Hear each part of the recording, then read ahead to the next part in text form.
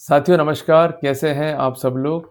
आप सबको जय श्री राम, जय बालाजी की, जय खाटू श्याम जी की, जय माता दी।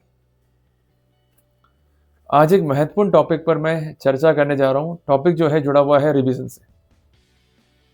देखिए, जब कभी भी आप दाखिल करते हैं रिवीजन, तो आप तमाम बातें जो है लिखते हैं अपनी पिटीशन में, चाहे वो फैक्चुअल कॉन्टेक्स्ट में है, चाहे वो लीगल कॉन्टेक्स्ट में है। पर जब आपका पिटीशन होता है बल्कि, तो आप कोर्ट को सही रूप से एड्रेस नहीं कर पाते हैं, अल्टीमेटली आप सक्सीड भी नहीं हो पाते। चूँकि हमें जानकारी नहीं होती है प्रिंसिपल्स की, जिस कारण ये गलतियाँ होना स्वाभाविक है। जब कभी भी आप दाखिल करने जा रहे हैं रिवीजन, तो कुछ महत्वपूर्ण बिंदु हैं जिसकी ओर हमें सदैव ध्यान रखना होगा, ताकि हमें कोई भी परजुरी कॉज नहीं हो और हमारे राइट्स जो है वो कॉम्प्रोमाइज़ ना हो। देखिए, अगर आप दाखिल करने जा रहे हैं रिवीजन को, तो 2 सेक्शंस जो हैं काफ़ी इंपॉर्टेंट हैं। सबसे पहला है सेक्शन 438 बीएनएसएस, जो कि बात करता है regarding revisions to be filed before court of session, और दूसरा है सेक्शन 442, ये जुड़ा हुआ है the power of honourable high court regarding the revision. Clear हो गया अपने को? अब प्रश्न बनता है कि रिवीजन पावर कैसे एक्सरसाइज होगी और कौन सा कोर्ट जो है एक्सरसाइज कर पाएगा। अगर आप पढ़ेंगे सेक्शन 438 बीएनएसएस को, उसका है सबसेक्शन 1, जिसमें लिखा गया है द हाई कोर्ट और कोर्ट ऑफ सेशन। तो हमें यह स्पष्ट हो गया कि हाई कोर्ट या court of session he power exercise कर पाएगा रिवीजन की। क्लियर? अब वो कैसे एक्सरसाइज होगी? इट में call and examine the record of any proceeding pending before any inferior criminal court situate within its or his local jurisdiction। तो कुल मिला करके हमें 2 बातें जो है यहां पर क्लियर हो गई कि जो पावर है रिवीजन का वो हाई कोर्ट या कोर्ट ऑफ सेशन जो है एक्सरसाइज कर पाएगा, और इसे एक्सरसाइज करते समय कोर्ट को जो है रिकॉर्ड कॉल करना पड़ेगा और उसे एग्जामिन करना होगा। और जो ये कंसर्न रिकॉर्ड है, ये जुड़ा हुआ है उन समस्त प्रोसीडिंग से जो कि पेंडिंग है। मैं वर्ड पे एम्फेसाइज कर रहा हूं, जो कि पेंडिंग है बिफोर द इंफीरियर मींस अधीनस्थ क्रिमिनल कोर्ट में। अगर कोर्ट अधीनस्थ नहीं है, कोर्ट जो है समकक्ष है, तो ये पावर जो है एक्सरसाइज नहीं हो पाएगी। क्लियर हो गया अपने को? दूसरी बात, जो कंसर्न क्रिमिनल कोर्ट है, it must be situated with in the local jurisdiction of the concern court. For example, अगर अजमेर में अधीनस्थ न्यायालय है, उसने कोई ऑर्डर पास कर दिया, तो उसकी रिवीजन कहाँ लाई करेगी? सेशंस कोर्ट अजमेर में। क्लियर है? हर डिस्ट्रिक्ट में अधीनस्थ कोर्ट भी है, सेशंस कोर्ट भी है। तो जो कंसर्न डिस्ट्रिक्ट का अधीनस्थ कोर्ट है, जब कोई ऑर्डर पास करेगा और प्रोसीडिंग्स जो है पेंडिंग है और आप चैलेंज करना चाह रहे हैं उस कंसर्न ऑर्डर को by the way of revision, तो ऐसे सिनेरियो के अंदर वो रिवीजन जो है कहाँ लाई करेगी? सेशंस कोर्ट में, उस कंसर्न डिस्ट्रिक्ट के। क्योंकि वर्ड पर जोर दिया गया है। वर्ड क्या है? Local jurisdiction.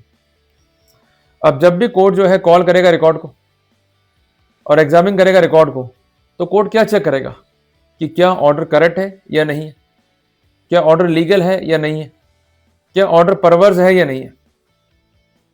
तो कुल मिला करके किस पे जोर दिया गया है? लॉ पॉइंट पे। The court has to examine the legality, correctness and have to examine whether the order is perverse और नॉट। अगर कोर्ट ये पाता है कि ऑर्डर जो है इनकरेक्ट है, ऑर्डर जो है इनलीगल है, तो ऐसे सिनेरियो में कोर्ट जो है ऑर्डर पास कर सकता है अकॉर्डिंगली। क्लियर हो गया अपने को? और इसके अलावा during the pendency of petition, court जो है ऑर्डर पास कर सकता है कि जो कंसर्न ऑर्डर है उसका जो ऑपरेशन है वो सस्पेंड रहेगा या स्टे रहेगा। और इसमें एक बात जो है और लिखी गई है, कई बार ऐसा होता है कि किसी मामले में आप होते हैं कन्विक्ट ट्रायल कोर्ट से, उसकी जो है आप अपील करते हैं, अपील भी आप हार जाते हैं, फिर उसकी रिवीजन करते हैं, तो रिवीजन में कंसर्न जो कोर्ट है वो कंसर्न ऑर्डर को सस्पेंड भी कर सकता है।